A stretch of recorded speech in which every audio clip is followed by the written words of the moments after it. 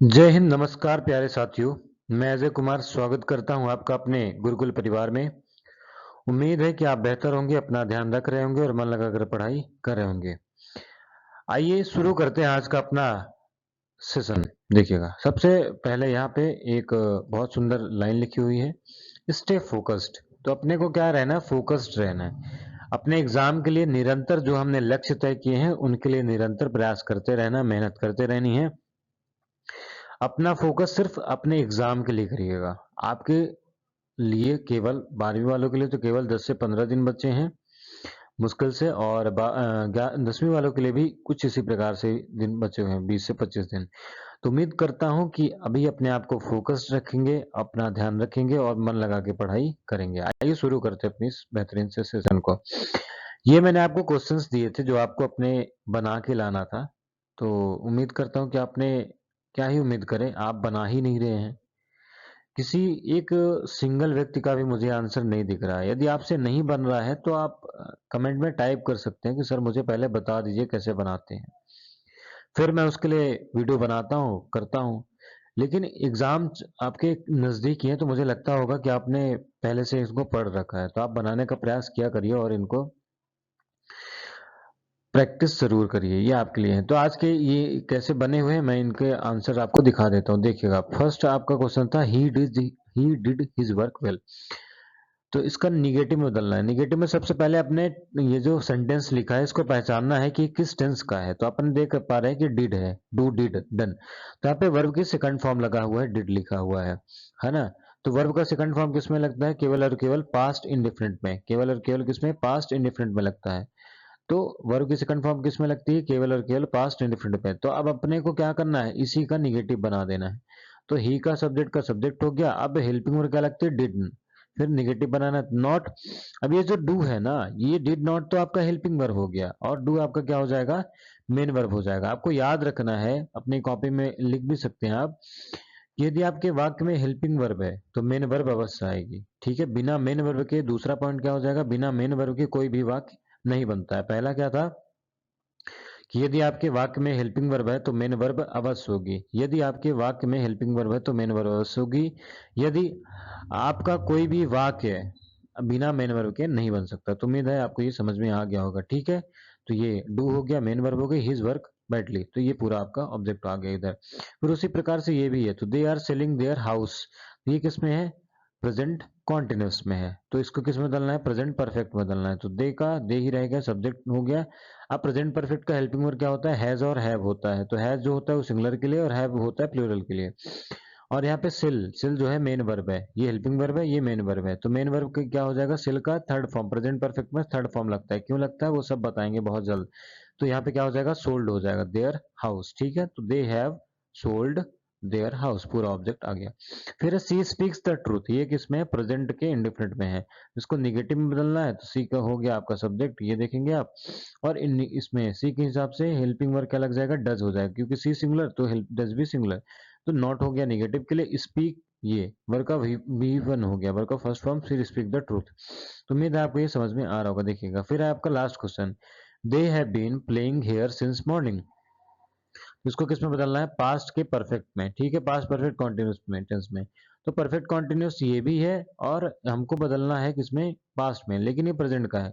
तो पास्ट में सिर्फ हेल्पिंग चेंज करेंगे, तो दे हैड बीन पूरा उतार देंगे, playing since here, playing there since morning. उम्मीद है आपको ये समझ में आ गया होगा। यदि आप नहीं समझ पा रहे तो मैं बहुत जल्द, आप उम्मीद करिए 27 तारीख से अपनी क्लासेस चालू हो जाएंगी, जो ग्रामर की क्लासेस हैं। ठीक है, तो बहुत बहुत धन्यवाद। आइए आगे देखते हैं, आप इस वीडियो को देख रहे हैं और यदि आपको ये सारी जानकारी पसंद आती है, आपको ये चीज़ें अच्छी लग रही हैं, तो अपने दोस्तों को भी भेजिए ताकि उनका भी भला हो सके।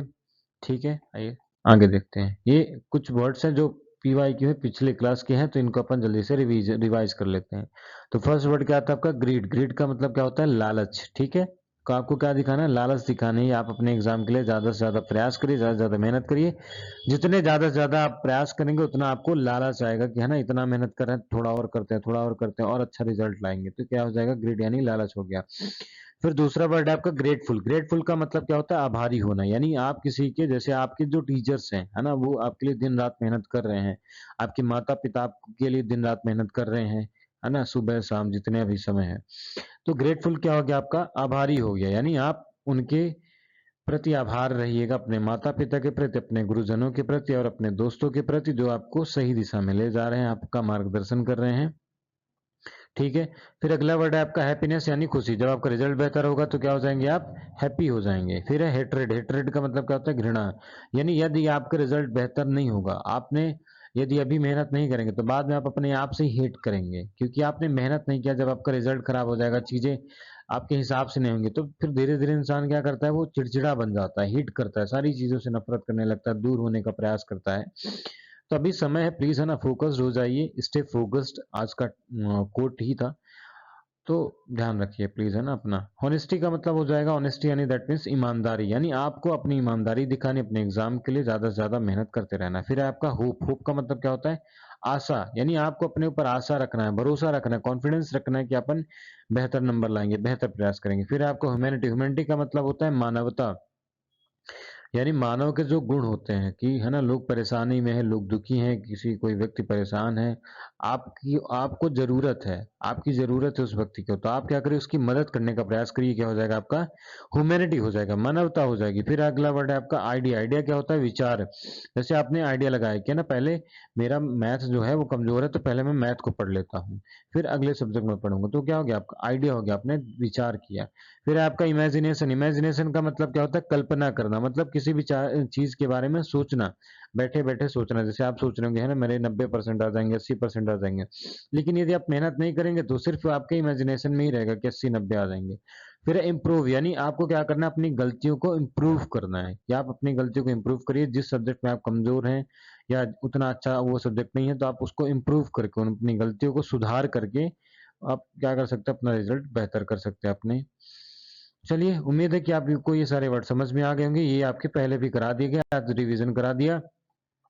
आइए चलते हैं आज के अपने वर्ड्स की ओर। फर्स्ट वर्ड है आपका डेंजर। डेंजर का मतलब क्या होता है, खतरा। डेंजर का मतलब क्या होता है, खतरा। खतरा का मतलब क्या होता है कि जैसे मान लीजिए आप रात को 11 बजे 12 बजे रात में घर पहुंचे, पापा जी है ना अकेले इंतजार कर रहे थे आपका, है ना, और आपने बोला 7 बजे पापा जी हम पहुंच जाएंगे, लेकिन आप 11 बजे पहुंचे, तो आपके लिए क्या हो गया, अब खतरा हो गया कि भैया आप जाएंगे तो अब क्या पड़ेगी, मार पड़ेगी। आपने देखा होगा डेंजर बोर्ड भी लिखा रहता है ना, डेंजर साइन की भैया, है ना, ये स्कूल है, फिर ये होगा, ये सारी चीजें। आप डेंजर का मतलब होता है खतरा। फिर आपका डिसीजन। डिसीजन का मतलब होता है निर्णय, यानी आप डिसाइड करिए, डिसीजन लीजिए कि हम अपना मेहनत करेंगे जितना ज्यादा से ज्यादा हो सकेगा, और अपना जो फ्यूचर है उसको डिस्ट्रॉय नहीं होने देंगे, उसको नष्ट नहीं करेंगे, है ना, मेहनत करेंगे और अपने रिजल्ट को क्या करेंगे, डिस्ट्रॉय, खराब होने से बचाएंगे, डिस्ट्रॉय नहीं होने देंगे। फिर आपका डिवोशन। डिवोशन का मतलब भक्ति। आप जिस भी भगवान को मानते हैं, जिस भी है ना उनको मानते हैं, आप क्या करिए, उनकी भक्ति करिए, उनको याद करिए कि है ना ईश्वर में आपकी मदद करे, ताकि आप अपने एग्जाम के लिए ज्यादा से ज्यादा मेहनत कर सके और आपका अपने रिजल्ट को सुधार सके। फिर आपका अगला वर्ड डिफिकल्टी। डिफिकल्टी का मतलब क्या होता है, कठिनाई। कठिनाई का मतलब क्या है कि जैसे आपके लिए बहुत सारे सब्जेक्ट आपको डिफिकल्ट लग रहे हो, किसी को फिजिक्स लग रहा होगा, किसी को केमिस्ट्री लग रहा हो, तो डिफिकल्टी का मतलब क्या होता है, कठिनाई। तो आपको डिफिकल्टी कब वो इजी लगेगी, जब आप उसमें एजुकेशन लेंगे, यानी ज्ञान लेंगे, शिक्षा लेंगे, ठीक है, तो वो वर्ड आपके लिए क्या हो जाएगा, इजी हो जाएगा, है ना। जब आप उसमें क्या करेंगे, कब, जब उसको उसमें आप एफर्ट करेंगे, प्रयास करेंगे, और प्रयास कैसा, इमोशन, यानी सच्ची भावना, एकदम पूरी मेहनत के साथ जब आप प्रयास करेंगे, पूरे इमोशन के साथ आप उस पर काम करेंगे, तो आप क्या हो जाएंगे, आपका रिजल्ट जो होगा वो बहुत ज्यादा बेहतर हो जाएगा। फिर अगला वर्ड है आपका फेथ। फेथ का मतलब क्या होता है, विश्वास रखना। आपको क्या रखना है, विश्वास रखना है अपने ऊपर, अपने मेहनत के ऊपर, तो आप क्या होंगे, फेलियर नहीं मिलेगा आपको, फेलियर देखने को नहीं मिलेगा, यानी आप असफल बिल्कुल नहीं होंगे। तो डेंजर है खतरा। आप यदि पढ़ाई नहीं कर रहे हैं तो अपने आप को डिसीजन लेना है कि अपन मेहनत करेंगे और अच्छा से अपना फ्यूचर को डिस्ट्रॉय नहीं होने देंगे।